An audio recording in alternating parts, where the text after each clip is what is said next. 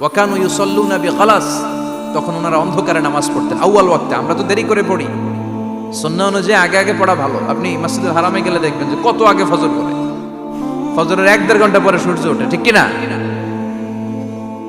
তো সে একবার ছদ্মবেশে ফজরের সময় প্রথম কাতারে যে হাজির, আসলে কিন্তু মাজুসি, সূর্যের পূজা করে। খঞ্জরটা নিয়ে এসে দাঁড়ালেন। ওমরে ফারুক ফজরের সময় ঢুকলেন, বললেন আকিমিস সালাহ, একামত দাও। একামত দেয়া হলো। ওমরে ফারুক আল্লাহু আকবার বলে অন্ধকারে ফজরের সালাত শুরু করলেন। প্রথম রাকাত যখন পড়ে ফেললেন, রুকুতে যাবে, ইন দ্য মিন টাইম সে খঞ্জর বের করে ওমরে ফারুককে 3টা স্টেবিং করেছে। একটা নাভিতে মারার সাথে সাথে নাভিটা কেটে গেল, আর একটা এই পাশে পাজরে, আর একটা পেটের মাঝখানে, পেটও কেটে গেল। ওমর ফারুক বললেন কাতালানি আল কালব, এক কুকুর আমারে মেরে ফেলেছে। ওমর ফারুককে পিছনে নিয়ে যাওয়া হলো। আব্দুর রহমান ইবনে আউফকে টেনে ইমামতি